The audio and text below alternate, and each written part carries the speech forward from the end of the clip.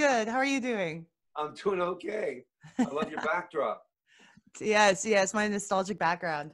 It looks cool. My It's next fun. question is how are you doing that? Is that just with some kind of virtual backdrop or you actually have a Yeah. backdrop? Oh, cool. Well, there's virtual background in Zoom, and then I throw it up there. But I actually use a green screen just to make sure it's all Yeah, exactly. smooth, and you can touch it.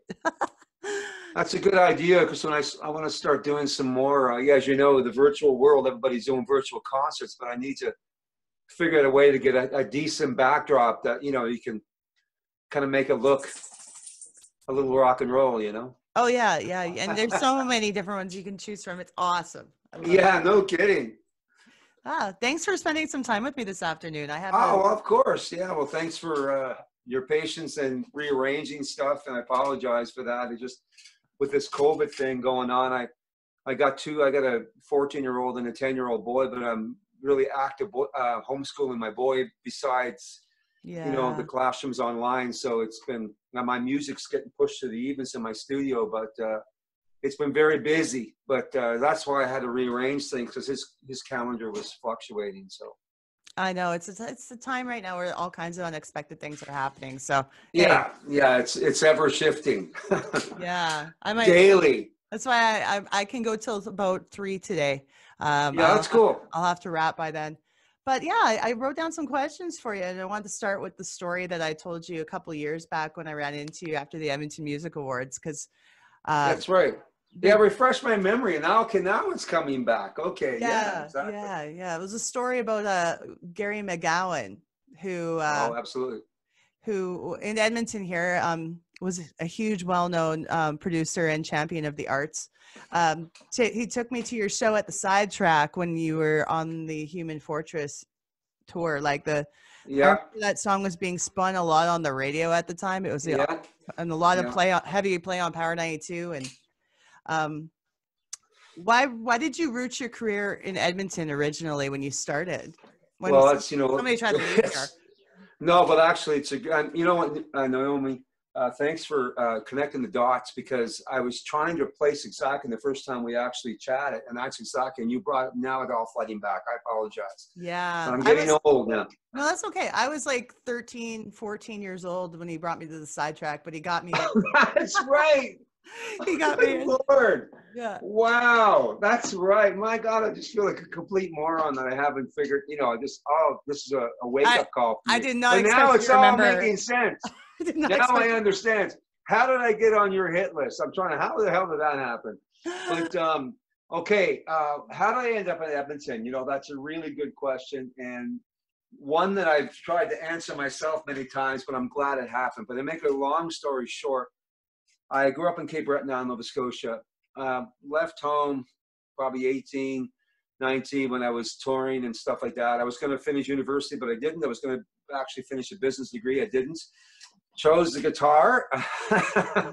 And I'm at a point in my life I'm going, well, maybe you should have did both. But anyway, I just started touring with this band from Cape Breton called Squeeze Play, and we kept coming out west because we were a maritime band, and hence all the work in Alberta, especially up north, with all the Maritimers working the oil patch.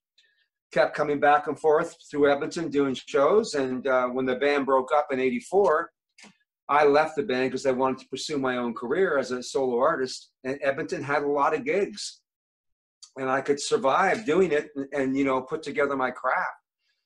And so I just actually came down to Edmonton to actually play some shows. I wasn't really thinking about, 20 years later, on and off.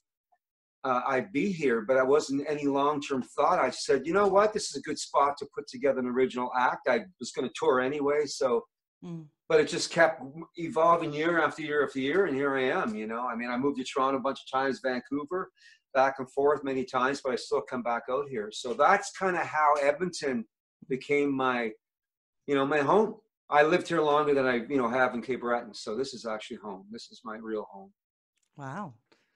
Yeah. So you've gotten to see the whole country, I'm sure. I have. I was all, pursuing the music business hard. I'm still, I do it 24/7 still, but chasing, as interviewing a lot of people on both sides of the fence, from the producer side to the writer side to the artist side, that I chased my heart wherever it took me, and, you know, into the big centers and even across the border, and, you know, searching for that big record deal, searching for the next break, searching for the next producer that could help me get to the next level. Mm. So, but, you know, I always end up coming back, and I still travel, and, but yeah, Edmonton is, it was just meant to be. Yeah. But it's a going joke with me, because I mean, many people ask me, said, well, usually people move to Alberta because they're in the oil industry. Like, you know, I said, well, actually, you know what? There's a lot of art out here in Alberta that, and the world knows about it now, not just because, you know, my career. I mean, I had lots of people that went on and did huge things, Mm-hmm. but it's not just oil in the ground here, I've always said. Nice. That's true. So, it's true. No, it is very true. We have an identity. We have a very big identity larger than that. That's for sure. Oh, absolutely. And, you know, what you're doing to the arts, to acting, to, I mean, everything. And it's very, very, it's a very, very ripe place for art to grow. And I think maybe not so much now, but it was a healthy place to be as a singer-songwriter, because you could actually play at night, support yourself, and get paid decent on the gigs, and put your craft together, you know, afford to go into a studio and build your skills, right? And it was really, really a great spot for somebody that did it 24/7, you know, to make a go of it. See, that is a time that I wish I had been feasibly active as an adult entertainer, musician at that time, because of what you said. It was feasible to make money performing, whereas it was really feasible. I mean, you know, and when I was doing it, you weren't even born. So, I mean, and when you came to my show, I was already, geez, I was 32, 33 then. So, I mean, I was well into the game. I consider myself a late bloomer. If bloom is the word to use, but I consider I bloomed at one point. But yeah, so I mean, you're experiencing the arts. I mean, what you're doing, keeping stuff alive, like this great show. It amazes me how everybody's, you know, trying to figure out a way to keep this art alive somehow, you know, virtually. I mean, for an old guy like me, this could be very well the touring scene for a long time, until this pandemic, you know, the next 2 years, they say, for sure, you know. Yeah, and using these tools like Zoom has been really beneficial for that. I was having a chat. Thank you for that. No problem. I mean, Naomi, you figured it out on your own, but I'm happy. No, but I mean, my wife is using it with her business, but this is my first Zoom interview I've ever done, thanks to you. So you've educated me on Zoom. So. Made you do it. Yes. Good. Did you attend music school? No, I never did. I learned my theory. I went to Berkeley online years and years later, and well into my middle 40s. I learned my music theory that way, but I played totally by ear. But I learned my theory, you know, on the music side, and I learned the business of the School of Hard Knocks. I mean, just by being working with labels, and either being as an artist or working with them as a songwriter on the project. So I learned my business that way, and I learned my music theory through Berkeley years later. But I pretty well picked it up as I went along. So I never went to Grant MacEwan. I always wanted to, and but maybe one day I will decide to do that. I mean, I loved studying. I always loved it, but I was raised to believe you just go after it, and you know, you put your nose to the grindstone and you block everything out and you just go for it. And I don't believe that anymore, but I did then. Well, yeah, things change, but you can still go get your degree at Grant Mac. Absolutely. You know what? I would love to do that. And more I think about it every day. It's just, yeah, I think it's definitely in my future. You know, I want to do that. You know, it's something I think about more and more now. You know, I'm not really, I'm winding down a bit, but no, I'm still making music and still putting out records, still producing a lot, developing talent, which I enjoy doing that. But I'll always be I'll always be a songwriter for sure, you know? Yeah, I found some benefit in, like, I took one semester of the program before I ran out of money. And two, yeah, no kidding. at the time when I took it, it was very jazz centric. And I wasn't interested in jazz. I was interested in rock and pop. So I was having a hard time focusing on what I was supposed to be doing.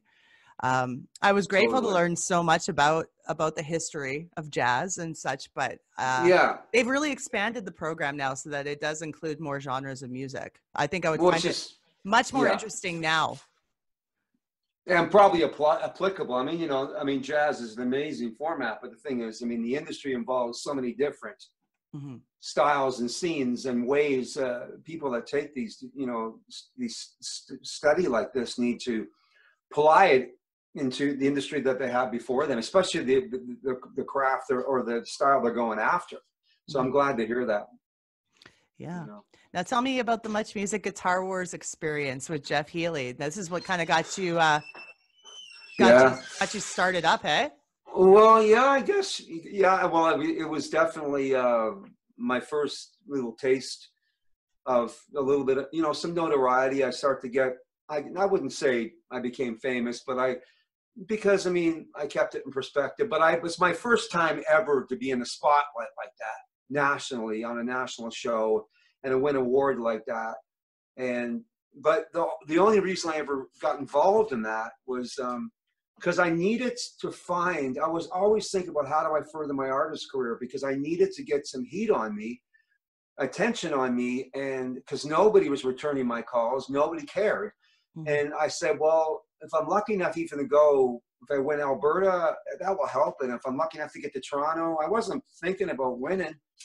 This will help my songwriting, because then maybe they'll take me seriously, you know? So, but I just got lucky. And I think that for that particular round of Guitar Warz in 1990, my style of playing and the judges, from Kim Mitchell to Jeff Healey to some Blue Rodeo guys were there. I mean, it was just, I think I was just a more style of player they gravitated towards, and the rest of the guitar players, they were brilliant, but all of them were playing a style similar to Eddie Van Halen, and I love that style. But there wasn't, the only thing that stood out, good or bad, was the way I played, because everybody was the same style of player. So I think in a way it was just, I don't know, cosmically rigged that maybe I was meant to win that, because I wasn't the best guitar player. I wasn't even close to being technically the best guitar player. I just think it was just something that was meant to unfold for me that's how I think about things, because it just felt like, you know, I'm not the best player here, but I walked away with that prize.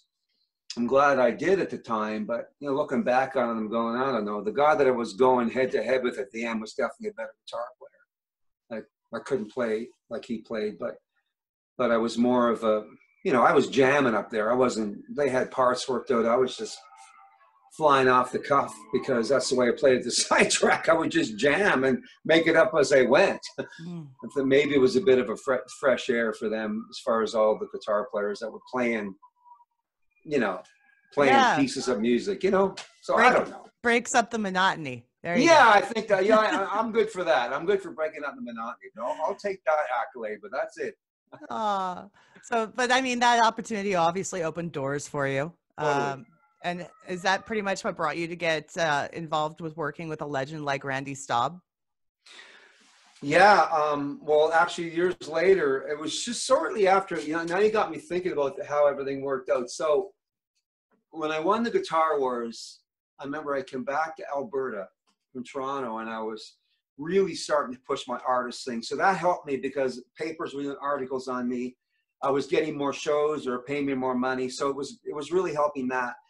And then I was in the studio constantly recording my music, because I had, you know, not hundreds songs, probably 60 tunes I wanted to record and see if I can get 10 really good ones. And then I entered this competition called Super Session that Mix 96 put on. And the prize was working with Randy Staub. And so songwriters would submit two songs, and Randy would pick who he wanted to work with. So, and I lucked out again, and he chose me. So, you know, a couple of years after Guitar Warz, I got a chance to work with Randy Staub. So, and that was I think that was when, And then Gary McGowan entered my life. You know, Gary started to manage. I mean, I've been after Gary to manage me long before that. Okay. Gary just wasn't ready or wasn't interested. But it was a certain show I did at the Sidetrack. He was there, and I played a song called "The Other Side." And for some reason, it turned his head around about me. I guess he was just looking for something that he didn't see in me, and that's fine because I mean, when you do showcases, as many as I did, I mean, there's nothing worse. Picture this. I mean, you'll appreciate this. You go to Toronto and do a showcase for record companies. You're in a room trying to have fun and put on a show, and you got 10 or 12 record people sitting there with their arms folded. You know, like, come on. Intimidating. Like, oh. Yeah, well, they're intimidating, but it's also, it's not about, it has nothing to do with why we're playing live shows, just to try to impress somebody. I always hated that. So I started really disliking that part of it, because I'm going to do what I do for the fans that like me, and I want to grow with my fans and make music they want to buy, because at the end of the day, that's what's going to keep me in the music business. But I needed a record deal, so I had to impress one of them. But anyway, make a long story short, Gary finally seen that thing he thought was missing. So Gary came on board right then, and yeah, and I remember when Randy Staub came to town, the other side is the reason he gave me the winner of that contest. But I remember sitting in his hotel room, my guitar, and he said, "We need a hit song because you ain't got one yet." And that was a shock. I was just punching my guts and going, "What do you mean I ain't got? No, man, you ain't got a hit song yet." So, "Do you got anything new?" I said, "Yeah, I wrote this song called Human Fortress, and I really like it." But I was kind of nervous going, "If you didn't like those, why are you going to like this one?" And I just picked up my acoustic. I just wrote it that day. I wrote it that week, and I didn't even have it recorded. And he said, "That's the one." So that's that got everything going. And Randy said, "That's a really good song. I think that would really be a great one to lead off this record with." So the rest is history. Did you feel the same way about the song that he did, or was it shocking? Well, no, because I mean, Naomi. Am I pronouncing your name right? First of all. Naomi? Yeah. Naomi, yes. Bobby. I would be Naomi. Is Naomi. Yeah, okay. Thank you for asking. No, but I just wanted to make sure I'm always conscious of that. But, I mean, I was coming into when Gary entered my life, and if I'm babbling too much, you let me know. That's what a podcast is all about. Yeah. Well, see, Gary McGowan came in, and we started working together, and he did not like my electric rock side. He said, "It's dated. Where you go with electric guitar, I mean, it's good, but your acoustic side really separates you. There's something happens with you when you pick up the acoustic with your whatever band or yourself. Your songs are different. It's just more organic." Gary wanted something organic. Okay. So I think that the songs Randy recorded, other than The Other Side, were I was coming out of that rock thing of the 80s, and I was starting to find this really cool, funky acoustic side of my songwriting. And Human Fortress was that song that kind of where I went down that road, right? So in a way, I understood why, and it sounded current, Human Fortress too. It sounded like something that, okay, and that was always the comments at radio was, they really liked the song, but it just sounded individual. Didn't sound like, like constantly being compared to, blah, blah, blah, blah, blah. So, and Randy thought that was be one that we could really separate myself. So it was a conscious effort to try to find my little spot. Yeah. Because there's one Bryan Adams, there's one Tom Cochrane, there's one, like, let's go on, Springsteen. I'm not putting myself at that level. I'm just saying, when you're managing an act, there has to be something individual about them, even if they're in that genre. So they all felt, and I feel too, that song kind of, it was a good spot to start. Hello, here I am, So, yeah. Did you have to deal with those comparisons throughout your career? Constantly, man. Like, yeah. I mean, and Colin James, because I was playing blues. I remember one time I was playing at the Dinwiddie, and I had this record company really interested. It was, who was it in Toronto? Anyway, too many rejections, but I mean, these guys were really interested. The head guy came out to see me, but I went on stage, not thinking. I mean, Colin at the time he used to put his jeans inside his cowboy boots. And I'm older than Colin. I was doing it long before Colin. I mean, Stevie Ray Vaughan was doing it. But I come out with my jeans and my cowboy boots, you know, not thinking about, okay, I was just doing what I did. And he said he didn't even hear the set because all he could think was Colin James. I'm going, why would he do that? I'm going, well, what about my song? So, you know, it's like, but in fairness, the record business, Canada is very small, and you know, there's one of those, there's one of those, there's one of those, there's one of those. Okay, so who are you again, and why should we care?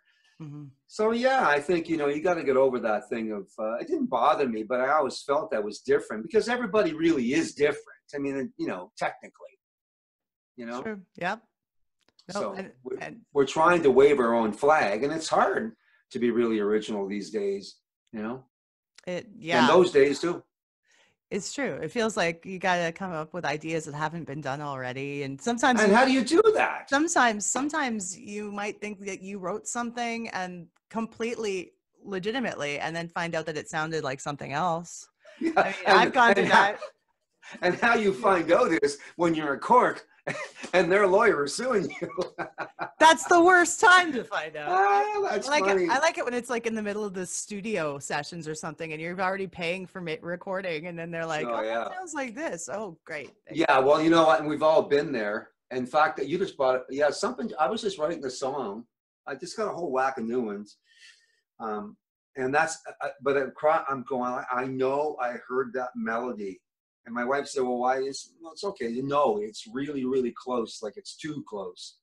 And I always used to push them aside when I feel that gut instinct, you know, but I mean, we're always being influenced. I mean, come on, you know, like, I don't know. It's true. It's true. There's a fine line there. That's for sure. But going back to the story about Randy Staub, because for the listeners who don't know who he is, he's a legendary producer who worked on U2, Metallica, Bon Jovi albums, right? So what was it like working with him one-on-one? Oh man, it was, well, first of all, Randy, you know, a mega talented guy, originally from Alberta. I don't know if you knew that. I didn't know. Yeah, he was actually a mixing engineer around here in the late 70s, early 80s, and he was gone. But I think he mixed a band called Dark Room for a long time. Yeah, he was a mixing engineer. And Randy Staub is the most humble individual you'll ever meet in your life. Like just a super sweet guy, and so accommodating, and so relaxed when you work with him, but yet so efficient. And he got stuff out of me that I didn't know was in there. But, you know, and then, you know, I asked him, I mean, I wouldn't stop asking questions like, what was it like when you were working with U2? Like, is it true that like Bono was literally just walking around inside the main cutting room with a 57 live microphone singing those tracks instead of a big expensive studio mic? He goes, yeah, it's true. Because all he cared about was performance, and that's all I care about too, he told me. I said, that's all we need. We don't got performance out of you. It doesn't matter what mic we use or a guitar amp. We need great songs and a great. So that he taught me that and how to let go. But working with him and just hearing the stories and just, you know, Metallica, you know, he was actually working on my stuff, and he was going down to San Francisco at Metallica studio working there. So he finished my stuff over a period of time, but I'd always pick his brain. What's that like? And, you know, it's just like working with Bryan Adams. What was that like? Working with Bon Jovi. What was that like? I mean, he was Bob Rock's personal, you know, assistant engineer. Yeah. So Bob Rock brought him on all those projects. And then Randy was managed by Bruce Allen, because Bruce Allen, not only music manager, he manages a lot of big producers. Oh, okay. Yeah, so I know all about Bruce Allen. Yes. Yes. So I've had many sessions where he's cut through me like butter, but I love them. They were engaging. I was pursuing his management hard. I got many stories with Bruce Allen. Got very close a few times, but I'm happy with Gary. Gary was. I miss Gary. I was hard on Gary. I have a lot of regrets how hard I was on Gary, but I just wanted it so bad. And, you know, like, you know, there was a time me and Gary were going to move to Toronto, I almost had him convinced. I said, Gary, we need to move. We got to get out of here. We got to go to the big smoke. We have to do it there. Just give it a year. Let's go.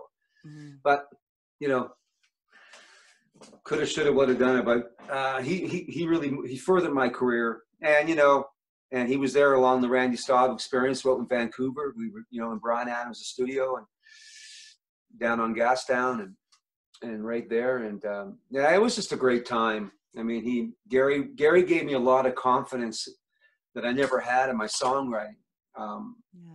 He really, really liked the way I write songs, and he thought I was a great writer. So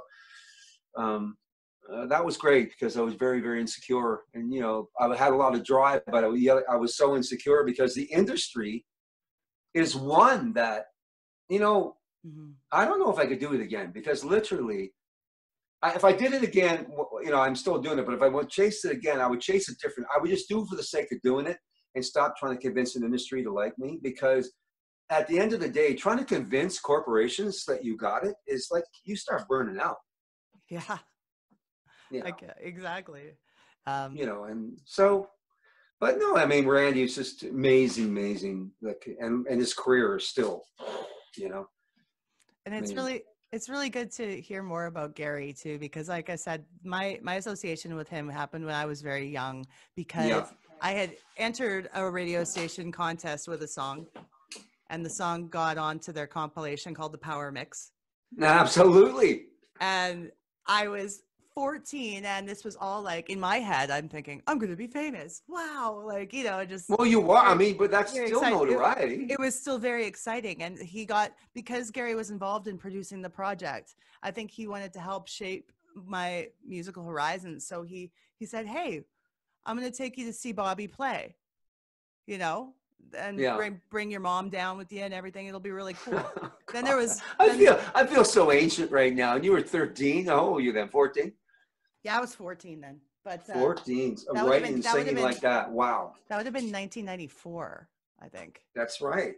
Early 94. And then, there was a few artists that came to town, and Gary's like, here, I'll bring you out to the show. And he really tried to develop my interests and had me talking to people to learn something. And I really appreciated him for that and all the effort he put into me at a young age.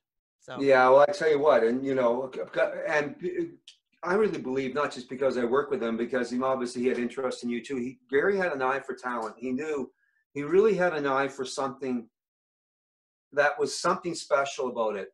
And if it wasn't really out front, then he tried to get it out front. With me, he just seen that night for me, he seen something. We need to get that out front more. And I appreciated that. And with you, it was the same thing. He's seen something new and he gravitated towards that. But I tell you what, we sure miss him around here right now. Oh, yeah. Like he would have figured out a way to do something around here, you know, and I have, you know, selfish reasons to miss him because it's just so much more music.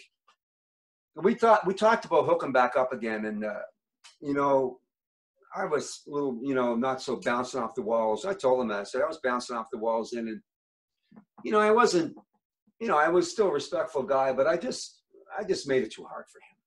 You know, I wanted results 24/7, and if I wasn't getting them, then that wasn't good enough. And I just realized that that's where I lost my rudder.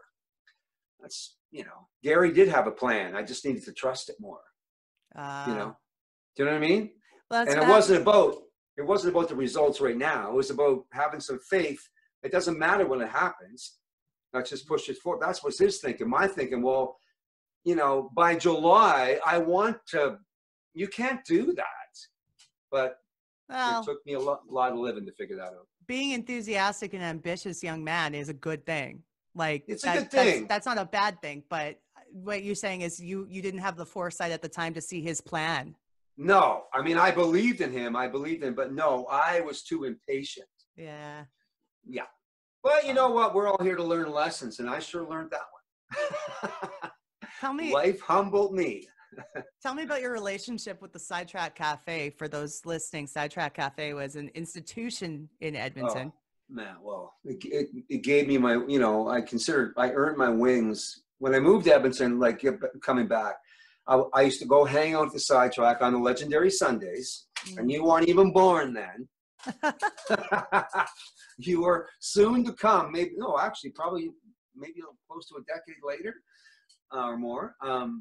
The Sunday nights were the biggest night of the week. It was packed all week, but Sundays were just like 400 people in there on Sunday, believe it or not. That's unreal. I mean, wow. It was just, but Naomi, it was just amazing, this scene from the players. All the musicians would hang out. All the people were there supporting it. And the place was making money. Everybody was playing. I mean, it was just a great time. Yeah. Well, I got to meet everybody there. I met all my close friends there. You know, Daryl Barr there, Mark Puffer there. And the list goes on and on and on. I mean, I'm pretty sure that's probably where I met Gary McGowan the first time, you know. So and the list goes on, and then it gave us a place to play. And then I became a part of the Sunday night jam session. So that room really established me in the city as this guy, you know, because I would look after the Monster Jam and be one of the featured artists. So that gave me a platform every week when I was going out playing all these towns, either Calgary or small towns. I play anywhere. I'd come back on Sunday. I'd get the chance to play in front of 300 people. You know, yeah, I wasn't making hardly any money, but I didn't care because I didn't have any bills in. I just wanted to play. You're telling me 300, 400 people in a club in Edmonton listening to live music. I would have enjoyed that. Like, and you know what? I tell you one thing. So frustrating now. And no, you know, who was just telling me this the other day? Peter North. You know Peter? No. Peter North. No. He used to write for the Journal. He was a music writer, and CKAA had a few radio shows, and he's a promoter at the Salmon Arm Roots and Blues Festival. But he's an icon around here as far as promoter guys and stuff. But I was talking to Peter yesterday, and he said, you know, just about exactly what you just said. He said, we need a room like the Sidetrack. I said, I don't know if we're ever going to see like that, Peter. You know, every city in Canada, I will go on to say pretty well every city has maintained their iconic rooms. But we tore that one down and tried to relocate it, and then we gave up too quickly and leveled it. And that would never happen in Toronto. The Horseshoe's still in Toronto. The Sidetrack still should be here, but I don't know if the scene would support it like we did. But yes, on Sundays, I'm telling you, it was no problem to see 300 people in there or more. 300 was just, okay, that was a really full Sunday, but I've seen 500 in there sometimes where the lounge part was so stuffed. Because if the Oilers were, after a game where they had that blocked off for the Oilers, then there'd be another 200 people there because the Oilers are there. And oh, man, it was just... the coolest place in town. but it was a great sound system. Oilers. Wow, yeah. Like a great sound system, great sound techs. And you get a chance to do your original songs. And so for me, that was like, wow. And then I started getting shows there because I started building up a following. And like, you know, that was the, you know, 10-step plan for any band. You know, you start building up a following of the Sidetrack and you get your own show there. And then, okay, and then you have arrived in Edmonton, you know. And but it was a launch pad because even my CD release party, like you mentioned, I had Much Music came to the Sidetrack and they filmed my release party. And you know, not just because, well, the Guitar Warz thing, because they were involved in it, but the Sidetrack it was a heavy room in Canada. It was one of the rooms across Canada. People named rooms. The Sidetrack was one of the touring rooms for all the labels and the major agents, right? So, and now we still have, I think we got more amazing music now from young artists than we ever had. So the talent is there, the infrastructure. And now with the pandemic, I'm going, oh man, like, where's it going? Oh, yeah, it's hard to even envision what the future of live performance is going to be at this point. But someone has to, I think people, like you said, people who have the ingenuity like Gary did to think about the future and how we're going to be active. Absolutely. And we will, and it'll morph into something that will, you know, a year later will become the norm and we'll accept it. I hope that, a vaccine, you know, that's probably a year away, you know, the fastest, or 2, they say, but I think the world has changed and it's getting so rocky now, you know, with, things that are going on in America, you know, the upheaval down there, which is, we knew it was coming and it needs to come, but, you know, but the state of the U.S. and and where the world is so unraveling and is so wobbling now, and so many industries are just getting chopped, and I don't know what it's going to look like, but you know, I got my eye on it. But in the meantime, I'm just woodshedding and making music, Yes. surviving. That's the thing, is at least you can stay creative during this time, and Yeah, you'll figure out how to get that out to the people eventually. absolutely. Absolutely. I wanted to get involved in talking to you about your songwriting a bit, because I know Yeah. you won an international songwriting competition, correct? The ISC?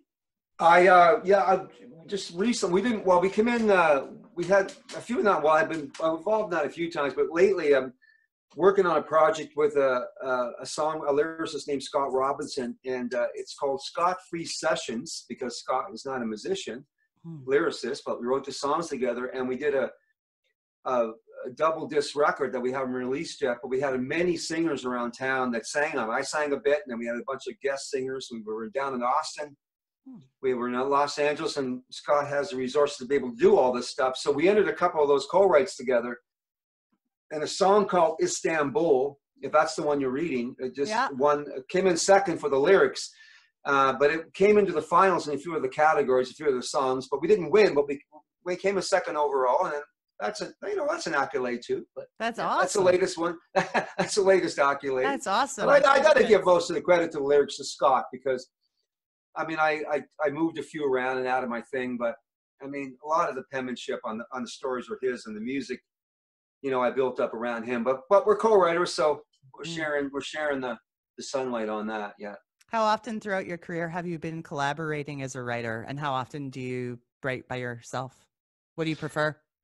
I love collaborating. I like writing by myself too. I do both constantly. Like, I'm producing artists now, and I'm usually with them. How it's been working with a couple that they come in with, you know, ideas that are sort of finished, and I end up getting involved. So I'm co-writing, producing there. But since about 15 years ago, when I lived in Toronto, I got really into the co-writing. I was involved in 2 Canadian Idol records, and I was one of the songwriters. There's 35 writers from around the world that were invited there to write for the winners, and some really like well-known writers, and they brought in people on their way up that they figured they might be good, and I was one of them. So I started, you know, really getting heavy into the co-writing then, you know, and then I started going down to Nashville a lot, and co-writing, you know, trying to get in that scene down there. And that's all about co-writing. You know, one day you're writing with blah, blah. Next day you're writing with so-and-so, or 3 writers that you just met that day. And you're, you know, it's just it's a fast food industry of songwriting, but they believe in the collaborations. And so I do, you know, a lot of both. Yeah. And I enjoy them both. And I've learned so much from co-writing, because when you're writing by yourself, you're writing by yourself, you know. But when you're co-writing with people with different strengths, it's and when you click, it's an amazing thing. It's very powerful. That was always something I needed to be more comfortable with, is co-writing, because I always was afraid to share my ideas. I know. Hey, listen, me too. It was all like a fear thing. Like, I was afraid my idea would be stupid and get shot down. But sometimes you have the most amazing idea out of nowhere. Well, and you know that. And you know what? I tell you what, that's funny you should bring that up, because I remember one of my second trips to Nashville who was I writing with? I had a publishing deal out of a company called Carl in America signed me. I don't know. I'm not with them now, but I was with them for about 6 years. And there was a company in New York City. But anyway, they sent me to Nashville for the first time, and they set up these co-writes. And I can't remember who I was writing with, but he had some success. Who was it? Anyway, it just escapes me. But I just started talking about his philosophy, and he believes that if we don't blurt out these things that we think are stupid, or because I was so insecure, I'm going, this guy's had hits, I haven't had any hits. Like, what am I doing? Yeah, but I needed to, you know, once again, I got to blast through that fear. And he said, but he told me, because he was sensing something. He go, listen, I want to hear those things you don't think are very good, because I got a feeling I'm going to think they're great. And if you don't say them, I'm not going to hear them. And and if you blurt that out, that might just be the ice that the pick that broke the ice, and we go off into this tangent. Next thing you know, we came across something magical. And I never forgotten about that, because that can change the dynamic for the better. Yeah. You know, so I took that. After that, I'm going, okay, I get it now. Because you know what? When you're in these co-writing sessions, it's just firing things back and forth. And it's not about who's smarter or who's not. It's like we're trying to get to the same end point. You know, we bang ideas off together. We get a mojo going on. And hopefully our personalities click. We get to the finish line. But, you know, I've been in situations where the personalities did not work. And this is pointless, you know, and that's okay too. Yeah, but I had to learn that. That's okay too, and it's okay as long as you can both say to each other, "Hey, it's not working out, but you know, good luck. Yeah, We'll try it some other way." But yeah, I think you kind of have to leave what I found is leave my insecurities at the door, and just go for it with writing with other people. I think that's the only way you're going to get those ideas out and flowing. Totally. And I mean, I had knapsacks full of insecurities when I was doing all this. And, you know, from my childhood, you know, and I thought maybe they'd leave me alone by the time I, you know, was writing at that point, but they didn't. So, I mean, yeah, you gotta, and once you do it the first time, you go, whoa, that was okay. Actually, you know, I'm strong. I feel stronger for it. There you go. Yeah. It's a good feeling, isn't it? But if you wouldn't have blasted through the fear, like feel the fear and do it anyway, you know, leap and, you know, the famous saying that I was young, I wrote down on a card, you know, leap and the net will appear. You know, we got to do that because, I mean, in songwriting, I think it's a prime example of blasting through the fear. I'd never been anybody that, you know, in the early stages didn't have insecurities about, are these ideas any good? You know, am I any good? Do I even like myself? You know, no, but really, because we're trying to convince people to like us, and if you make that, and we're vulnerable. And we're vulnerable. We're vulnerable people. Artists are for sure. Yeah, totally, absolutely. Yeah, Are you still writing? It's been a while. I've been very invested in doing the podcast right now because I felt more passionate about it as of late. When my band it's going ended. well. Yeah, it is. It went from, hey, maybe I'll talk about the 90s and stuff with a few friends to I interviewed Right Said Fred last week. Like, oh, that's awesome. It's going great. And I couldn't ask for anything more. As far as music goes though, I still have a lot of songs that I've, you know, worked on and pieces of songs, but I don't rule it out that I wouldn't start on that again because that was my first love and always will be. I'd love to hear them. I'd love to hear your I'll send you. I'll send you. I'd love to hear it. Okay. Well, really, seriously. I'll send you a tune that Stu Kirkwood produced. Oh man, Stu's like I got like that. There's another guy. If I get talking about him, I just won't stop. I just think he's so brilliant. He's my hero. He is so brilliant. Like, and any hat as you know. Any hat he wears, he's top shelf, man. He's just one of the most talented people I think that in this city. You know, a silent storm, and you know, and his artist thing, not just the producing thing, is amazing. I just loved his records. I just think he was a great songwriter. Absolutely. Yeah. And he always got the best out of me. Like I felt he made me feel comfortable, but he was always very direct and bold in what he had to say. Yeah. But still got the best performance out of me and made me feel confident in what I was doing. And totally, that's what you really need in a producer. Absolutely, because they're there to get. And you know, some people believe if they you know like that spark, whether it's maybe a little bit of negative energy, it's going to bring that thing forward. You know, and that's a risk people take, and it sometimes hits a home run. Yeah, no, I love them. Great. I was booked in to go to your writing clinic there before COVID struck. And I know COVID shutting down my career. Yeah. Yeah. Well, I'm going to start doing more of, I'm just trying to, you know, Naomi, I'm just trying to figure out other things I can do, you know, obviously.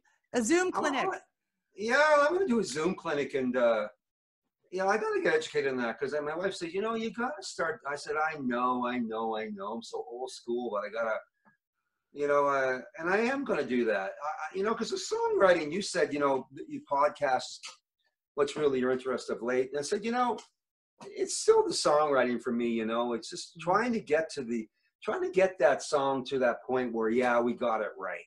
Mm-hmm.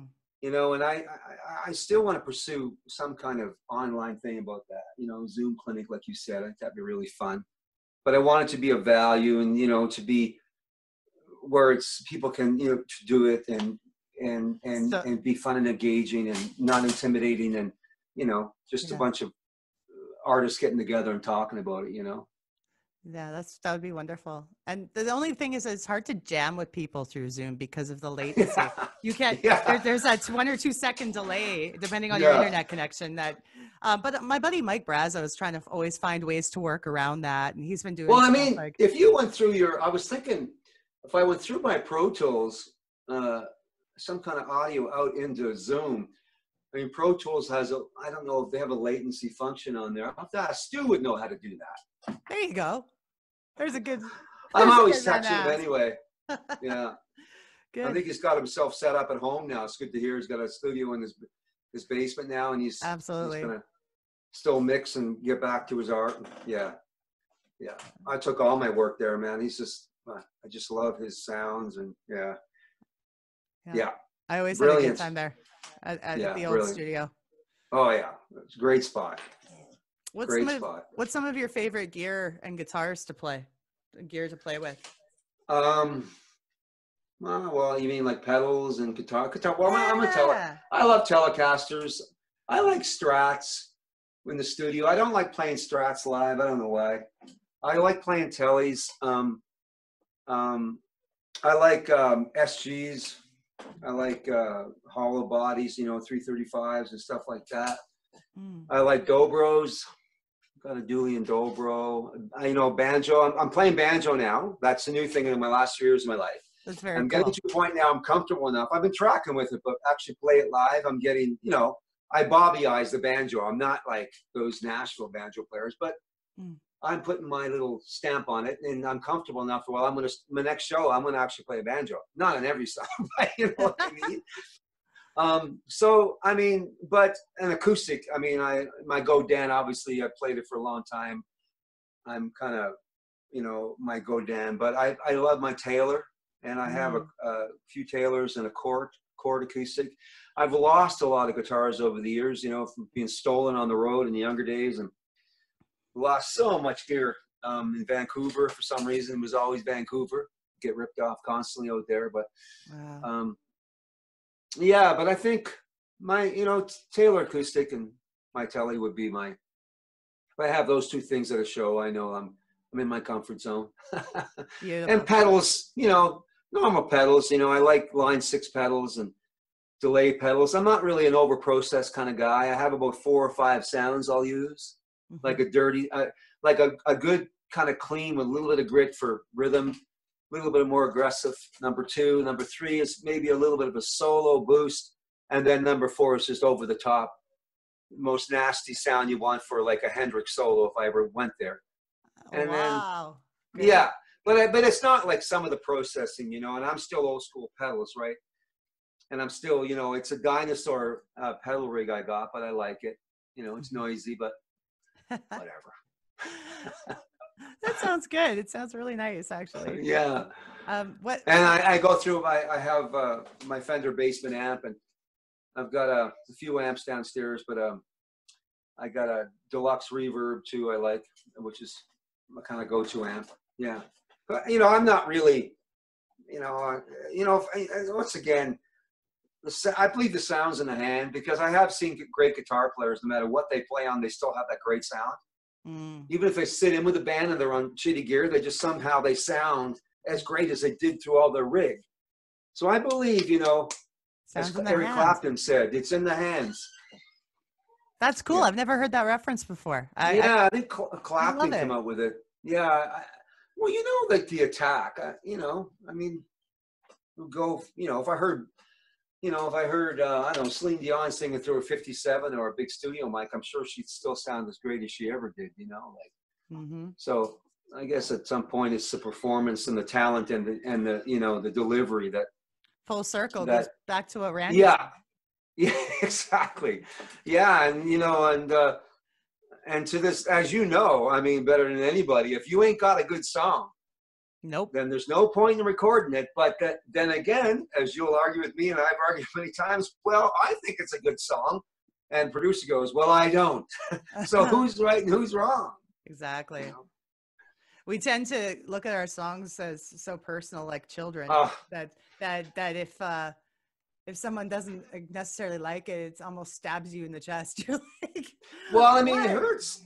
Yeah. And I had to, you know, I realized, and you know what? And that's just maybe the last 5 years. I had to let that go because it did. Because, you know, when you put a song out, I think it's safe to say as writers, we all believe this. We're not even letting anybody hear it if we don't think it's good. Nope.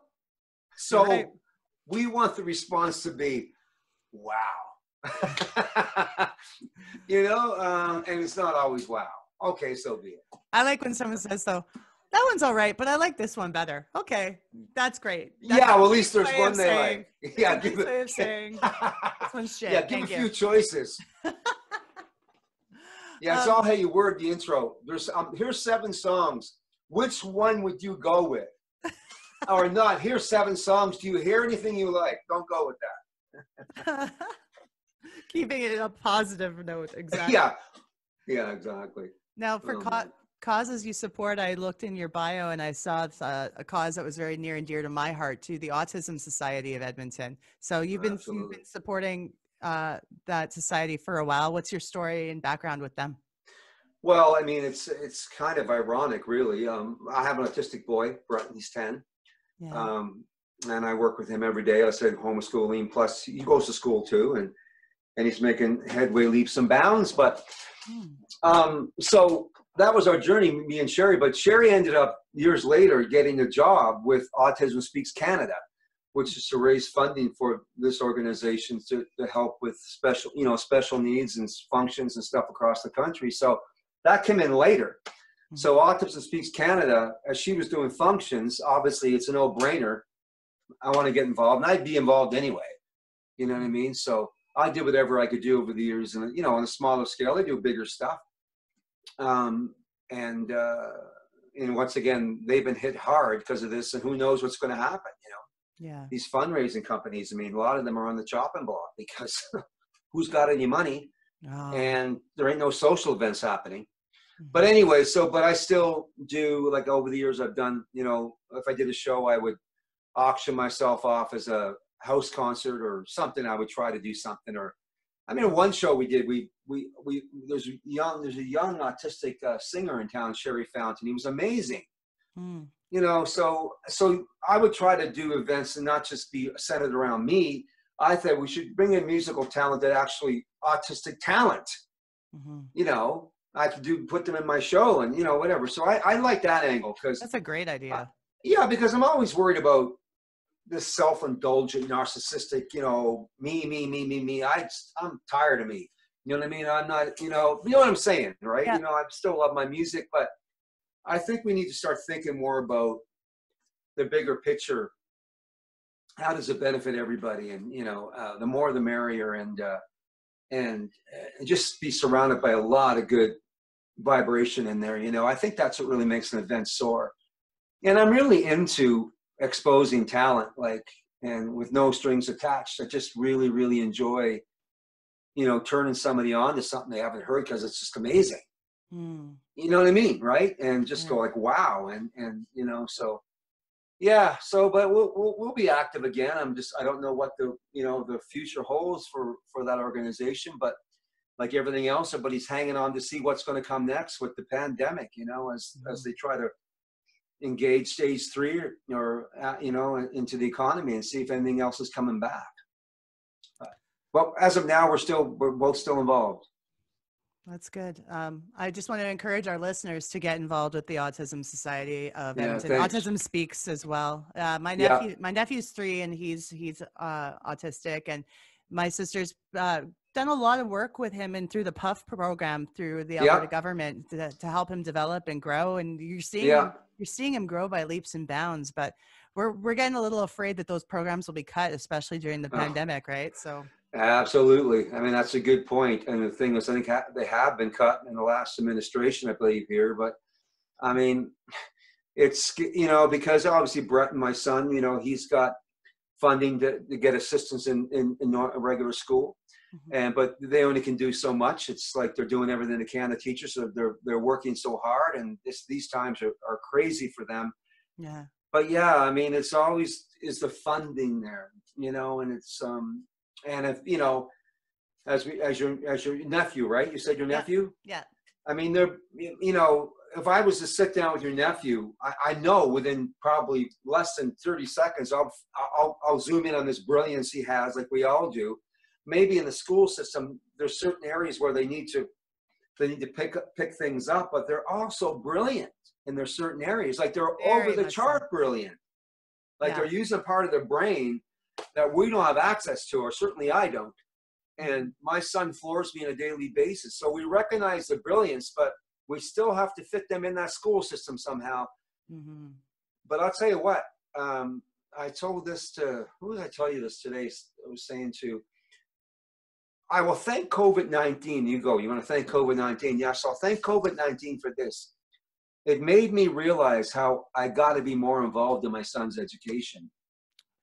In addition to what he's doing in school, I've got to be really involved and working with him. And COVID's given me that opportunity. I assumed he'd go to school, they'll take care of it. But you know what? No way. No way. I have to be really, really working with him too. So that is my life focus now, is my son till the day I die. And even when it kicks back in, I'll be really active in that and co-creating with the teachers with him, because I'm making a difference with him. He went from single digit multiple addition to triple digit, and now we're going to hit to the 1,000. So he just needed some attention, and they're doing really great with him on the reading, but they can't do everything. Yeah. And I realize that they can't do everything. They're overburdened with huge class sizes, and that's exactly. So it was a wake up call for me, but a one that I'm glad I got, because I needed one. I thought I was really engaged and had it together, but I realized I really wasn't. I was just thinking he was going to go to school, and that's going to be that. Nope. So. I'm really glad you shared that. That was really, really interesting. Well, it was for me. It was just like I'm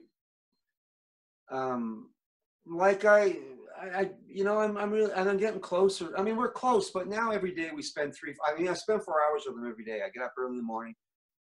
I start with him at 10, and he does his online thing, and then I'll work with him on math and do stuff and back and forth. But I mean, I'm pushing him, but I want to push him because I want him to grow.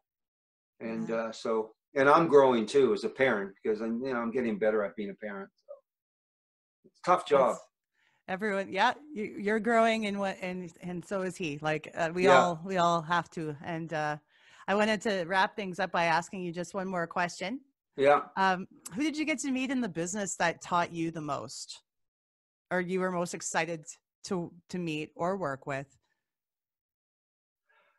Oh God, Naomi, there's so many people. Yeah. On the business side, I mean, I'd have to give, I think, well, a guy named Larry Wanagus he never managed me, but he's a big manager, and Larry was always a good friend to me and gave me a lot of advice.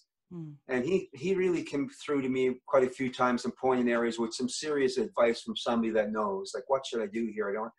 I thank him for that. And a girl named Adine O'Brien that works with E1, and she was the lady that signed me to my first publishing deal. And I learned a lot from her business. She's from Cork, Ireland. She lives in Toronto, but she's really fireball and really together. But you know what? But I learned a lot from Randy Staub. And I'll tell you what, I learned a lot. You're going to laugh at this. I learned a lot from Gary McGowan. Not laugh at that. I learned a lot from Gary McGowan. That's probably the biggest one. But the funniest thing that was probably the most deflatable conversation I ever had in my life, but I learned so much about myself and how tough I really was when I finally got Bruce Allen on the phone. Yeah. And he cut through me like butter, but I stood up for myself. And you know what I'm talking about, because Bruce Allen, I phoned that office every day. It was back in the early days. I wanted his management. And this is after Randy Staub went into his office and said, you need to manage this guy. This is after the record was mastered. He goes, yeah, okay, I'll take a listen, whatever. Tell him to call me. So he wouldn't take my calls. 2 weeks later, I finally got the phone. And he wasn't very polite, but that he wanted to find out what I'm made of. Yeah. And I knew, Randy said, if you ever get him on the phone, do not cower, because he tries to find out what you're made of. But he, you know, is he looking for people's weaknesses? I wonder. He's from, well, you know, I don't know him very well, but my father was old school. And, you know, I think, I don't know this to be true, but my opinion about Bruce Allen is, let's push aside his success. Mm-hmm. Bruce Allen believes, I think, I don't know this to be true, it's just my opinion from being in his circle a few times, that he believes that you need to be tough emotionally to handle the music business the way it used to be. I agree with that. Because it's dog eat dog, and it is nasty out there. And you can't be just this person that's going to cower. You got to know what you want and stand up for yourself. So how does he find that out? Attack me. Go right to that spot. Like the first thing he said to me, he goes, Bobby. I said, did you listen to that master, Randy Dry? Yeah, I listened to it, he said. I can't remember word for word, but it was kind of like that. I listened to it. I said, what do you think? I said, I don't know. I don't hear any hits there. I said, what? That's exactly what I said. What? And so he asked a lot of questions. He asked a lot, but he asked some smart questions. But at the end of the 10-minute call, I had him on the phone for 10 minutes. I knew there's some reason he's staying on the phone. Why would he stay on the phone for 10 minutes? But anyway, nothing ever happened. But he knew my name when that conversation was over, and he knew I believed in myself. Yes. Because I told him he was wrong, and he's clueless, and he obviously didn't listen to that master. Oh my goodness. What an amazing conversation. But I mean, you know what? Who am I to argue with Bruce Allen? He's had success like that. I never did. And I respect Bruce Allen for that, because you know what? He doesn't just sugarcoat it. You know, he's not overly rude. He's just very, very aggressive. He's blunt. He's got no time. Yeah. Very pushing buttons. Says what he thinks right off the bat. Yeah. So, and then, and he made me say what I wanted to think. And I think that brought that out in me, and I needed to do that thing. You know, so he taught me a valuable lesson. I need to know when to say no. I'm okay with not agreeing with you. So, but yeah, it was, I tell you what, I was vibrating after that call, but I really learned a lot. So I'm grateful for that. I learned a lot from just our conversation today. So much great, like, thank you. Thanks, Naomi. Really well, thank you. I hope I let you get a chance to get a few questions in. I tend to go off on tangents. Oh, you were great. You know what's nice? When it actually feels like a conversation more. So yeah, exactly. Well, I'm glad. That's what I wanted to make sure that was. Well, you got me thinking about things that, you know, I haven't thought about in a while. I'm actually, yeah. And I think you might have got me interested in the music business again. Oh, no. Oh, no. You're welcome to come back on the show anytime. I'd love to have you. Yeah, well, thank you. And yeah, good luck with the show. And I'll spread the links around and stuff. And let me know when you're. Yeah. Is this going live? Do you post this, or is this live on your show right now? It's not live. It's going to be published within the next month or so. I have an actual. Okay, let me know. I have a schedule set up. So as soon as cool. Out, I will message you a day or two. Well, I'll tell you what. I'll put a link on for your show on my website, and I'll pump your show too, and spread the love. You know, because I appreciate your interest in what I'm doing. Thank you. And I got new music coming out, so I'm hoping to have a new single out before August, and a new record. So. Oh, wonderful. Yeah. So I'll make sure I get it to you. Let everybody know where they can find your all your music. So BobbyCameron.com. That's where they. That's it. Yep. That's it. Easy. That's it. Perfect. Thank you, darling. Thank you. And we'll talk again soon. Peace. Okay, buddy. Bye. Good luck. You Bye-bye. Bye-bye.